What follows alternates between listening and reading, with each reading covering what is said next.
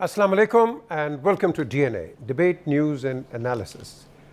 आज तो न्यूज़ तो आपके सामने आ गई है, डिबेट आज होनी है। एक बहुत अहम सब्जेक्ट है, सुप्रीम कोर्ट की जो आर्टिकल 63A की जो रूलिंग है, या आपके एक ओपिनियन दिया है, ये भी पता नहीं है कि डिसीजन है, ओपिनियन है, क्या है, बट बहरहाल इस पे एक नेशनल डिबेट छिड़ गई है। हर जगह आप देखें यही बात हो रही है कि ये क्या डिसीजन आया है। मुझसे अगर कोई पूछेगा, मैं तो सिर्फ एक बात कहूँगा कि अगर आपने ये करना था तो यह पहले कर देते, ना हमारा कोई फेडरेशन में कोई इशू आना था, ना प्रोविंस में आना था, and everything would have run as according to the constitution and with peace and tranquillity. हमने ये मैं समझता हूँ कि वो जो ऐसे ना गुज़ैर किस्म के जो आपने वो नज़ारे देखे, ये भी नहीं आपको मिलने थे। बहरहाल उन्होंने ये भी कहा कि ये जो पोस्टिंग्स एंड ट्रांसफ़र्स हुई हैं, पर्टिकुलरली शहबाज शरीफ का उन्होंने जिक्र किया और हमज़ा का किया कि उनके जो इन्वेस्टिगेटिंग ऑफिसर्स हैं क्यों हैं, एक की डेथ हो गई रिजवान साहब की, लेकिन बाकी आपने क्यों चेंज किए, इस पे भी है। और उन्होंने कहा कि उनको वापस लेके आएँ। एंड राना सनाउल्लाह ने इस पर रिएक्ट किया, उन्होंने कहा कि एक सो मोटो पे आपने इतने बड़े एक्शंस ले लिए हैं, एक परसेप्शन के ऊपर ये एक तबाही की तरफ जाने वाली बात है। बहरहाल ये एक चीज़ है।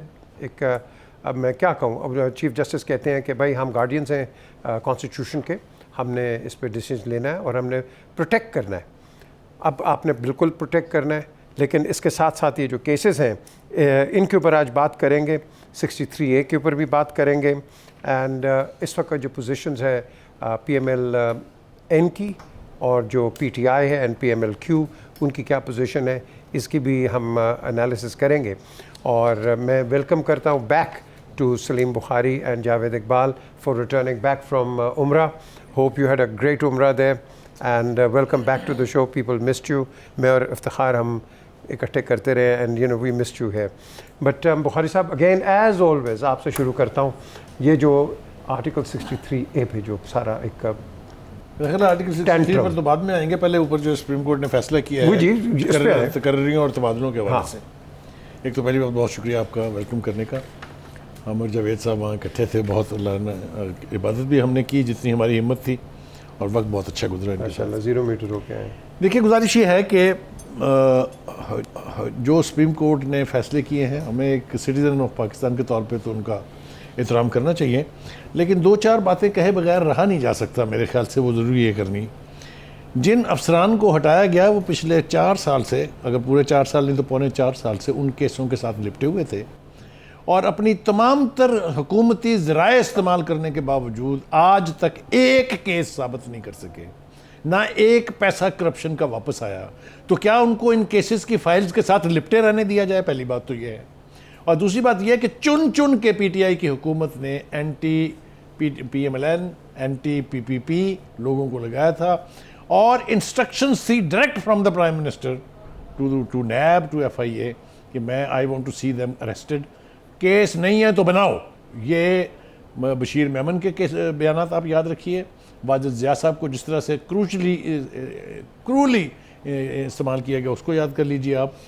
तो मुझे बहुत हैरत है इस बात के ऊपर कि सुप्रीम कोर्ट को इसका नोटिस लेना पड़ा। दूसरी बात, इंतखाबात के बाद हर हुकूमत जब आती है तो उसके साथ उसका जो एडमिनिस्ट्रेटिव स्ट्रक्चर है वो चेंज होता है। दुनिया के हर मुल्क में, अमेरिका की मिसाल दे दूं आपको, वहाँ 4200 ब्यूरोक्रेट चेंज होता है when the new president come and takes over. जो दुनिया की रवायात से हटके, दुनिया के उससे हटके ये अजीबोगरीब फैसला, ये मेरा हक़ है कि मैं इसके ऊपर हैरत का इजहार करूँ। दूसरी बात यह है कि अगर अब अखबार में छपने वाली ख़बर पर तकर्रियाँ और तबादले रोकने और उनको करने और ना करने का इख्तियार भी अगर अदलिया इस्तेमाल करेगी, तो फिर मेरे ख्याल से नवाज शरीफ एंड कंपनी को सरेंडर कर देनी चाहिए गवर्नमेंट, क्योंकि ये फिर उनके बस की नहीं है कि वो हुकूमत चला सके। ये मेरी रिजर्वेशन सीरियसली हैं। आई स्टैंड ऑन दीज जो मैंने बातें की हैं। I request the supreme court most humbly that please review this decision of yours in the light of what my submissions are. क्योंकि मैं फिर आपसे कह रहा हूँ, और एक बार फिर जोर दे के कह रहा हूँ कि ये लोग पौने 4 साल में कोई केस साबित नहीं कर सके, बावजूद तमाम तर सीरियस विच हंट के। ऐसे लोगों को तब्दील कर देने में कोई मजाका नहीं होना चाहिए। और आप ये कह रहे हैं ये जो पर्टिकुलरली हाई प्रोफाइल केसेस इनके मुतालिक देखें, केसेस वापस लेने का फैसला करने का इख्तियार नहीं है किसी हुकूमत को, उनको अदालतों ने ही तय करना है कि वो जायज़ केसेस थे या नाजायज़ केसेस थे। लेकिन एडमिनिस्ट्रेटिव मशीनरी जो है वो बदलने का हुकूमत को अगर इख्तियार नहीं है तो फिर वो हुकूमत नहीं है। That's only बिल्कुल। on क्यों paper. जी इफ्तिखार साहब, आपके इस पे क्या कमेंट्स हैं? सर ये बात तो बिल्कुल ठीक है कि अगर हमने सिर्फ ही सुप्रीम कोर्ट ने एक ख़ास मुकदमे और ख़ास लोगों के हवाले से ख़ास इख्तियारात इस्तेमाल करने, तो मैं ये कहूँगा कि जब से ये नई हुकूमत आई है इसने जो भी ट्रांसफ़र पोस्टिंग की उन सबको नल एंड वाइड करार दे दे। खा उसमें SHO की ट्रांसफ़र है, खा उसमें AC की ट्रांसफ़र है, खा उसमें DC की ट्रांसफ़र है, खा उसमें सेक्रेटरीज़ की ट्रांसफ़र है, सबको नल एंड वाइड करार दे दे और ये इख्तियार अपने पास रख लें कि ट्रांसफ़र पोस्टिंग करना हुकूमत का काम नहीं है। हुकूमत से मुराद होती है इलेक्टेड पीपल का काम नहीं है। इसका फ़ैसला करेगी सुप्रीम कोर्ट ऑफ पाकिस्तान के AC खाड़ियों को जो तब्दील किया गया इसके पीछे वजूहात क्या थी, क्योंकि साफ ज़ाहिर है कि हर ट्रांसफ़र पोस्टिंग के पीछे वजूहात होती हैं। उन वजूहात की बिना पर AC खाड़ियों को वापस लाया जाए। ये बड़ा अच्छी आगाज़ करने लगे हैं।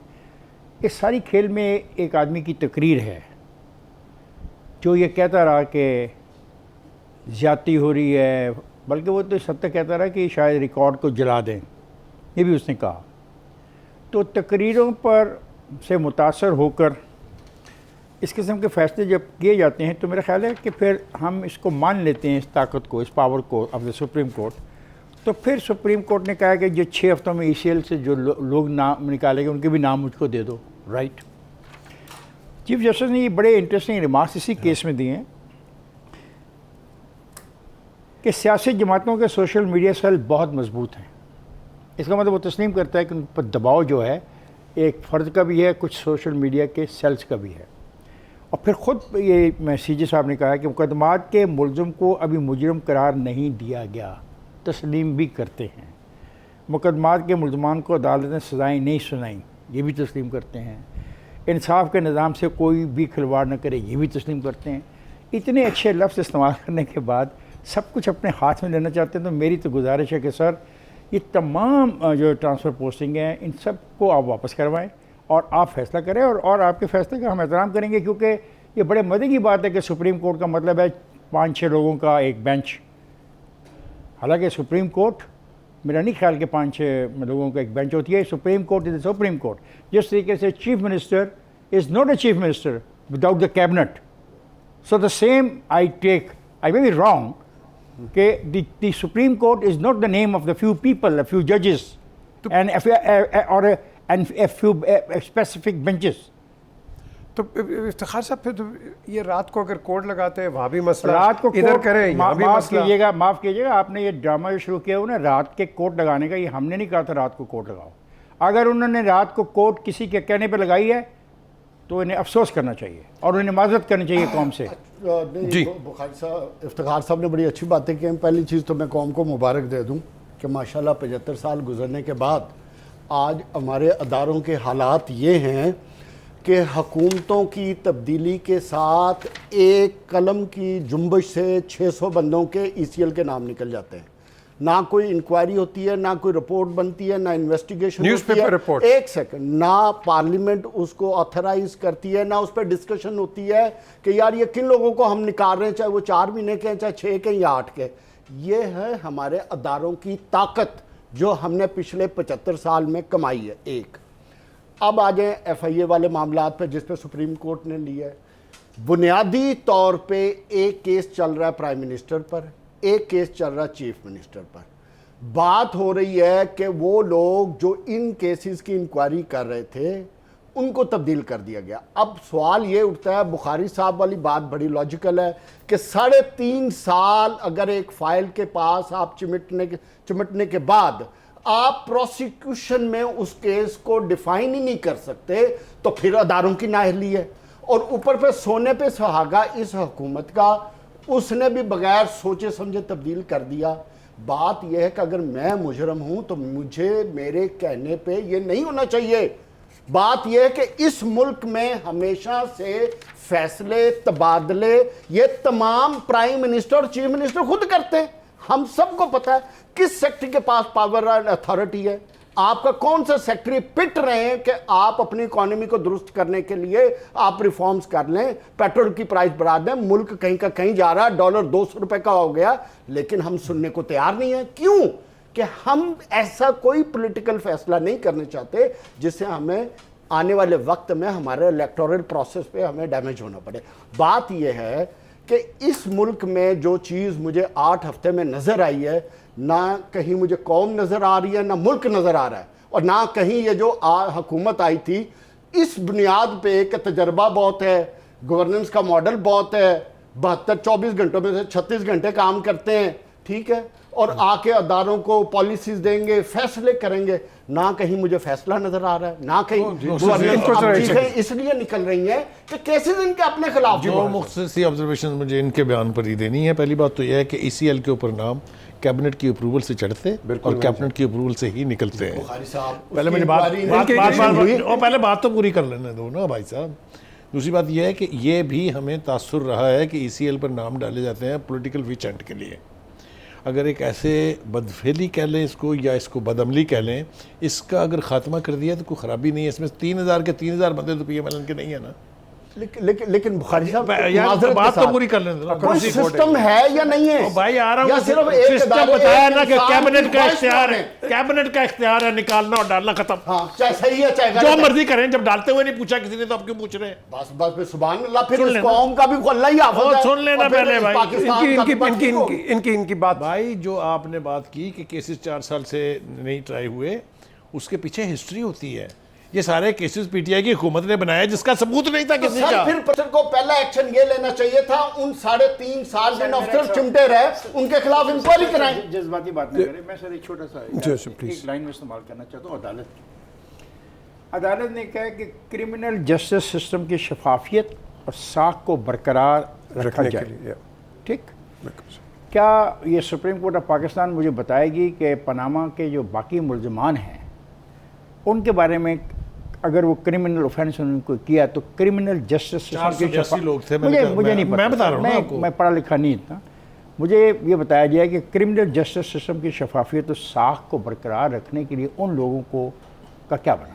फिर उसके बाद पंडोरा पेपर्स आए, उसमें भी क्रिमिनल जस्टिस सिस्टम की शफाफियत और साख को बरकरार रखने के लिए सुप्रीम कोर्ट ऑफ पाकिस्तान ने क्या किया। ये मेरा सवाल है as a citizen of Pakistan. चलें जी, एक हम ब्रेक की तरफ चलते हैं। लेकिन ये देखें, सारी जो डिबेट हो रही है इस वक्त, मैं नाम नहीं लूँगा, पाकिस्तान के एक बहुत बड़े इकोनॉमिस्ट आप कह लो, फाइनेंशियल विज़र्ड, उनका एक कहना है कि इस वक्त हम 135 बिलियन डॉलर के मकरूज़ हैं। ये फैक्ट है एक।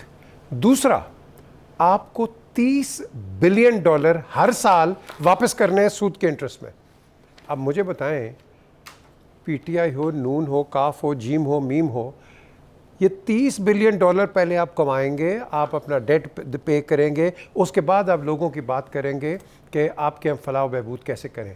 इस पे गौर करना चाहिए। और दूसरी चीज़ जो बड़ी इंपॉर्टेंट चीज़, आपके पास सिर्फ 2 महीने हैं जिसके अंदर आपके फॉरेन रिजर्व्स गए, सिर्फ 2 महीने। उसके बाद अल्लाह ना करे, I won't even speak the word, but 2 महीने का आपके पास टाइम है। एक ब्रेक की तरफ चलते हैं, ब्रेक के बाद वापस आते हैं and we'll continue from where we started. Stay with अस।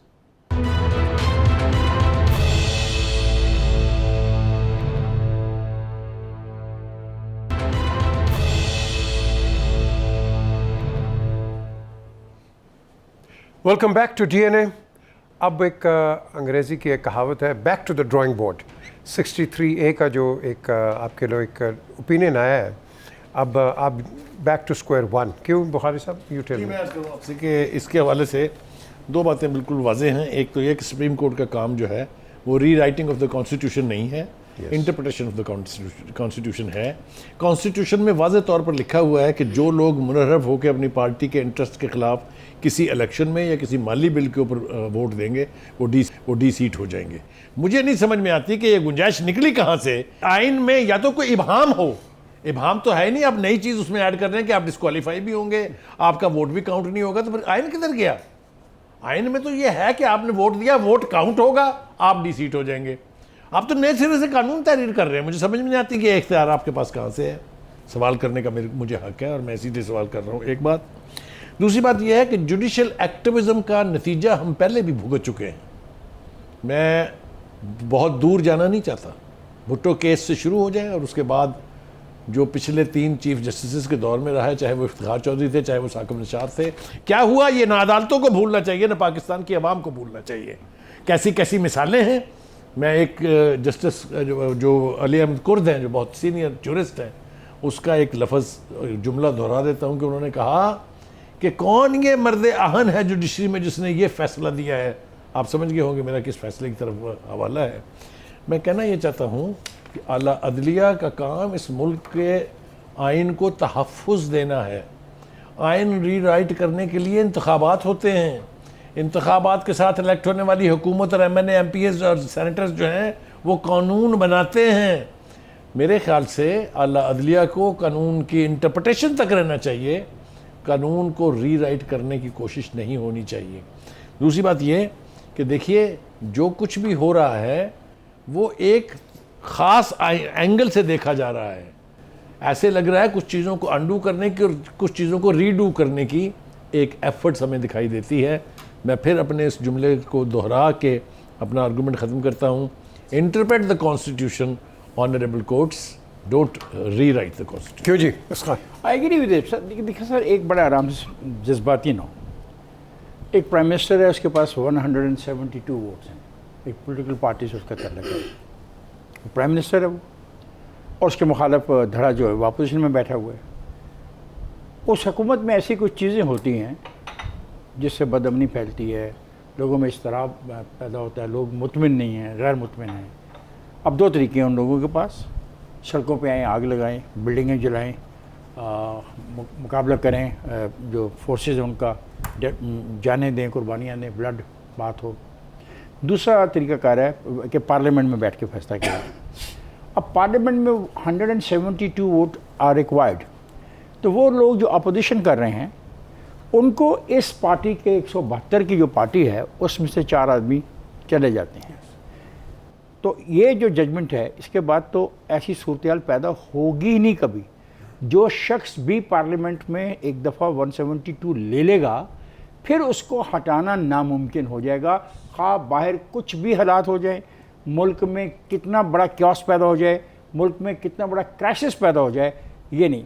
हालांकि इसी में आर्टिकल में चेक लिस्ट थी कि अगर वो वोट करेगा 3 वाक़यात पर तो वो अपना राइट लूज़ करेगा to be the member of the parliament, और उसके लिए उसकी पार्टी का सरबराह जो है will make reference to the speaker and speaker will send it to the election commission. ये उसी आर्टिकल में लिखा हुआ है, ये नहीं लिखा हुआ जो ये नहीं है। अब मुझे बताएं कि 172 को कम करने का तरीक़ाकार क्या होगा, क्योंकि देखें ना, हर आदमी और हर पार्टी पर हम इतना एतबार नहीं कर सकते कि हम एक दफ़ा उनको पावर दे दें और फिर उनसे वो पावर वापस ना दें। एक जुमला और सज़ा का हवाला दे रहा हूँ। एक मैं जो मुशर्रफ को सुनाई गई थी, आपने आइन तोड़ा, आपकी सज़ाए मौत है, फ़ाइन, आप सज़ा।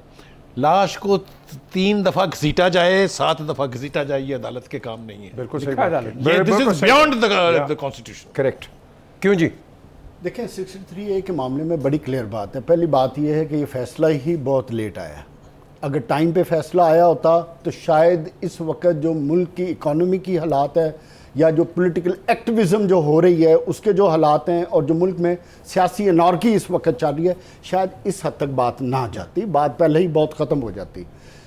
बात यह है कि अदारों ने खुद अपने अंदर घुसाया।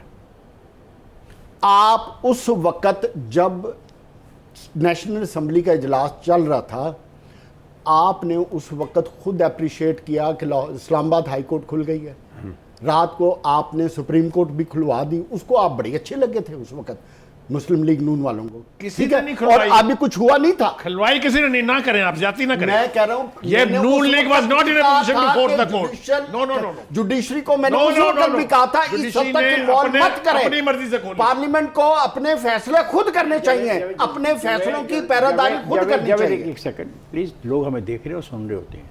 तो ये बात हमें क्लियर करनी चाहिए, किसी ने नहीं उनको कहा मैंने ये कहा है कि अप्रिशिएट किया था सबने। नहीं सबने अप्रिशिएट सबने अप्रिशिएट किया था, लेकिन अभी तो क्राइम हुआ ही नहीं था। एक फिक्र सुन लो, अभी तो क्राइम हुआ ही नहीं था। एक फिक्र सुन लो कि सुप्रीम कोर्ट ने ये जो काम शुरू किया है इसके बारे में भी सुन लो। देखिए ये करते हैं, एक मैं ब्रेक पे जा रहा हूँ, एक बड़ी सिंपल सी मुझे जी, बोलना पड़ेगा। बोले आप। अब ये जो पटिशन दी है सुप्रीम कोर्ट की जानब से रात गए लिए गए अज खुद नोटिस पर आज होने वाली समाअत, अब तो तो कोई क्या नहीं कह रहा। ये बात हो रही कि रात गए अज खुद नोटिस कैसे दे दिया गया? इफ्तिखार साहब, बात ये बात उस वक्त भी गलत थी, बात आज भी गलत है। उस वक्त हमने चीजें कहा नहीं गलत था, होनी चाहिए। आज हम कह रहे हैं। ठीक है, गलत हर हो- सब नहीं, गलत सुने जो बात। अदालत देखें- नहीं, अदारों को खुद खड़ा होना पड़ेगा। मेरा पॉइंट बड़ा सिंपल है कि हर अदारे को अपना स्टैंड खुद लेना और पड़ेगा। अपने चले जी, लिमिट एक- में रहना पड़ेगा, देखें- आईनी लिमिट्स में रहना पड़ेगा। लिमिट्स के अलावा एक चीज़ देखें, हमने which we must understand is कि ये कोई ऐसा मौका नहीं था, ये बड़ा एक्स्ट्राऑर्डिनरी मौका था कि वहाँ आपका state was at risk. State तो 12 बजे के बाद आपके जो डिसीजंस थे उसके वो खत्म हो जाते अभी थे। भी Am I right or एक wrong? सेकंड, एक सेकंड, अभी भी एक सेकंड, एक स्टेट सेकंड, को रिस्क पे एक सेकंड, नाम लेना। अच्छा, एक हमने सेकंड। डाला था। अभी भी इस मुल्क का इस वक्त जो प्राइम मिनिस्टर है और चीफ मिनिस्टर है उस पर फर्द जुर्म आयद होनी थी। चलें जी, एक ब्रेक की तरफ चलते हैं, एक ब्रेक के ऐसे बाद केस वापस पर आते जो हैं तमाम केसों एंड में विल नकाब कंटिन्यू होने के बाद- फ्रॉम वेयर वी लीव मेरी इट। बात- बी विद अस। वो तो अदालत-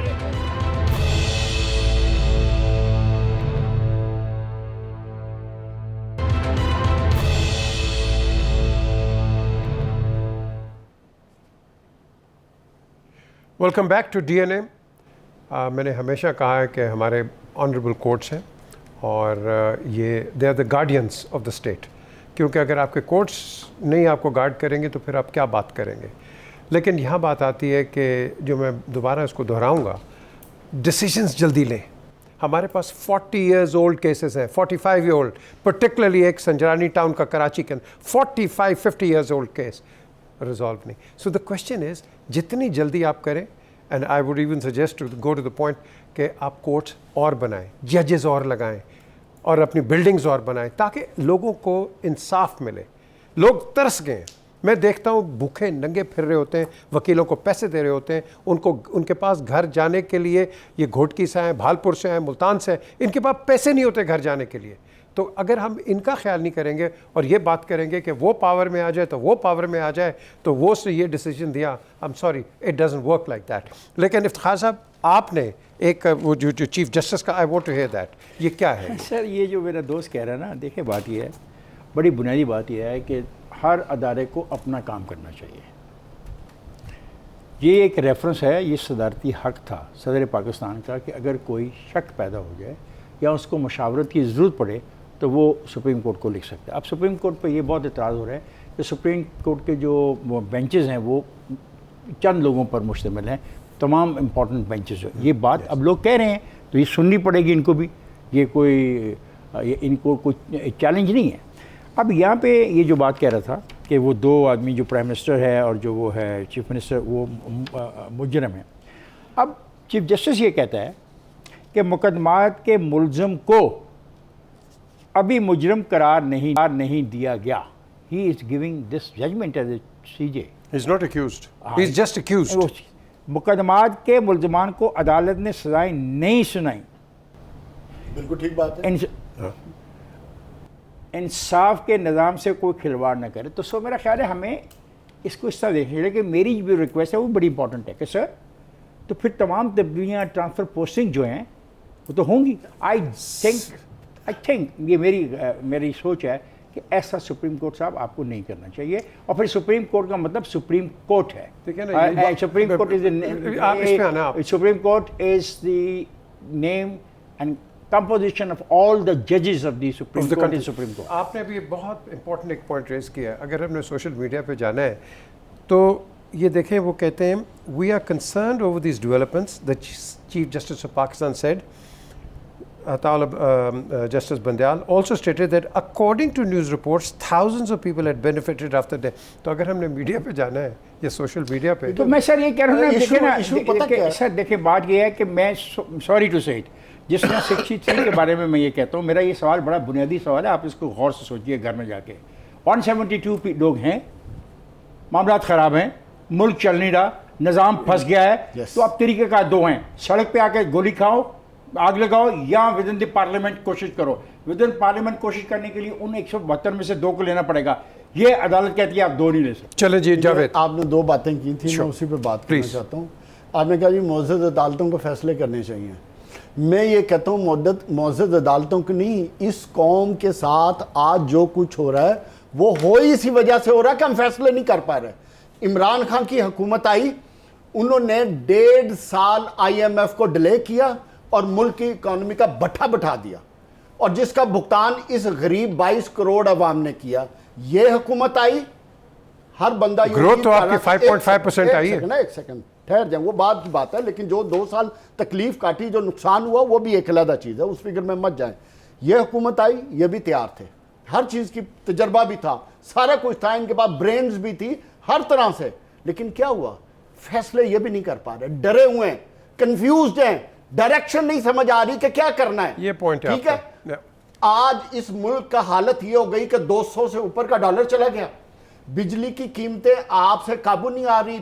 उसके अलावा जो सबसे इंपॉर्टेंट चीज, जो 135 अरब डॉलर का आप पे कर्जा चढ़ गया, कर्जा इन हुक्मरानों पे नहीं है, ये कर्जा 22 करोड़ अवाम पे है। भुगतान किस करना है, इस गरीब आदमी ने करना है। महंगाई इस वक्त कंट्रोल नहीं हो रही, लोड शेडिंग का हालात यह है कि 12 घंटे बिजली जा रही है। कौम सवाल ये करती है आपसे, इन हुक्मरानों से, कि मैं आप कहते ब्रेक पे थे चला कि जाऊं? हम 26 घंटे काम करते Absolutely. हैं। एक हफ्ता आप लंदन गुजार के आ गए, छुट्टियां मना के आ गए, तब आपको 26 घंटे काम करना नहीं चले, आप भी उम्र से वापस आ गए। हम एक ब्रेक की तरफ चलते हैं, कौम को किसी डायरेक्शन ब्रेक पे के तो बाद लेकर हम जाएं। वापस आएंगे and will continue with this debate. Stay with अस।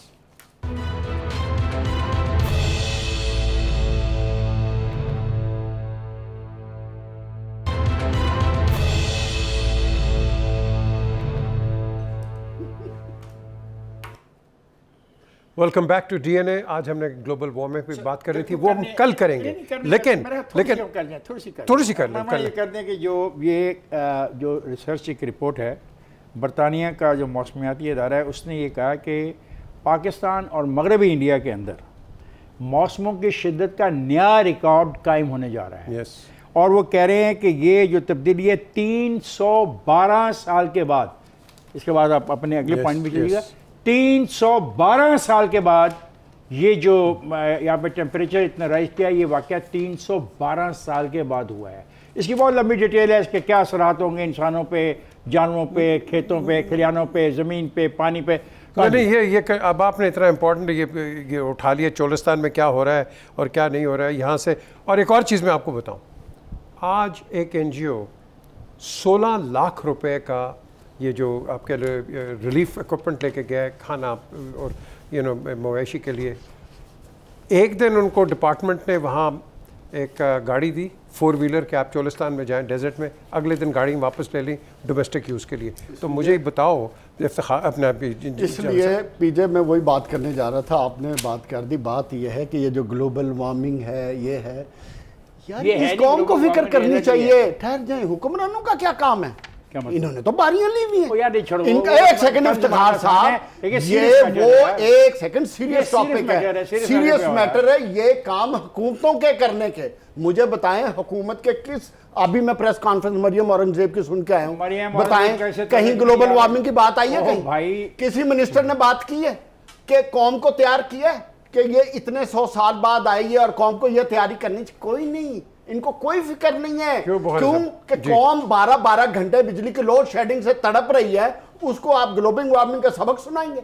वो क्या सबक सीखेगी? उसको जो घर में बाजार से चीजें लेने जाते हैं, उनको महंगाई का तूफान है मार्केट में। बड़े मजे की बात है, क्या करेंगे? ग्लोबल वार्मिंग से पेट भरेंगे। मैं जरा बुखारी साहब को सर इनकी भी बात कीजिएगा, मैं ये भी हमारे सामने, मैं बहुत बर्दाश्त कर लिया, मैंने बहुत बर्दाश्त कर लिया। एक चीज ये भी मान लेना प्लीज कि हमजा शहबाज ने पंजाब में आटा 650 रुपए 10 किलो की बजाय 490 रुपए 10 किलो करने का ऐलान किया है, और हम आटे की 10 अरब रुपए की सब्सिडी, ये बात नहीं करेगा। बिल्कुल ठीक महंगाई है। महंगाई ये तो महंगाई ठीक है। महंगाई महंगाई और महंगाई ये तो है अच्छी तो बात ये है, सब्सिडी दे वो रहा है अच्छी ना। बात है, तो कर दो वो बात। 70 रुपए ओ चीनी। भाई, अच्छा और 70 रुपए चीनी। अच्छा, और तो ये बात आप थैंक यू ये भी भैया, आपने फिर- मुझे याद फिर कराया। इस कौम को ये भी बता दें कि आप पेट्रोल और डीजल की कीमत ना बढ़ा के 600 अरब रुपया कहां से ला के वो हम देंगे? इसलिए अपनी 4 global अरब डॉलर warming कहां का से है ना, लाएंगे? इसलिए नहीं बढ़ा रहे आप कि हम बुखारी नहीं साहब चाहते global कि warming पे आवाम मुझे पर दबाव बताएं ज्यादा आप, पड़े। हाँ, ये गवर्नमेंट एट स्टेक जारी है, यानी बड़ी इंपॉर्टेंट बात है, वक्त नहीं है। गवर्नमेंट ने अपने आप को रिस्क में डाल दिया है। ये गवर्नमेंट किसी वक्त भी घर जा सकती है, बिकॉज ये रेजिस्ट कर रही है उस पेट्रोल के गवर्नमेंट मामले। ने मुल्क को रिस्क पे डाल दिया है। यार प्लीज, यार बात हाँ। आपने कर ली ना, तो किसी दूसरे का हक नहीं इस प्रोग्राम में बात करने का। ये पहले फैसला कर ले। अब मैं बात कर रहा हूँ, मुझे करने दो कि कितनी बड़ी बात है कि अगर वो करते हैं और नहीं करते कि उसके दरमियान they are in trouble, they can go. Any सही बात टाइम। क्यों है। जी बुखारी साहब? वो एक शेर का जुमला है कि हुस्न इंसान से निपटूं तो इधर भी देखूं। हुकूमत पहले अपनी जान बचाएगी तो दूसरे मसाइल की तरफ देखेगी ना। पहली बात तो ये है। बात बड़ी खूबसूरत कर दी। बात मेरी बात अब उन्होंने कर दी। इसकी बात होगी। नहीं है, कहाँ से मैथ हो गई ये? मैं बहुत बड़ी खौफनाक बात कह रहा हूँ, अगर आप नहीं, उसको नहीं, समझ it is पाएंगे। dangerous, it is. देखिए, ये जो क्लाइमेटिक चेंजेस हैं, ये इंटरनेशनल फिनोमेना है। इसके ऊपर बेपनाह कॉन्फ्रेंसेज हो चुकी हैं। Pakistan is the signatory to all the organisation working under the United Nations. कोई हुकूमत इससे जान नहीं बचा सकती। लाले पड़े हुए जान के, अगर आपको याद हो तो हमें इसी हुकूमत ने बताया था कि जिस तेज़ रफ्तारी से इस वक्त ग्लेशियर्स पिघल रहे हैं, ये अब पानी तो मिल जाएगा आपको, लेकिन आने वाले सालों में क्या हाल होगा हमारा, इसकी अवेयरनेस है। मेरे ख्याल से हुकूमत, जैसा मैंने कहा कि सिग्नेटरी है, उसको इस तरफ फोकस करना पड़ेगा। कोई दो राय नहीं इसके बारे में।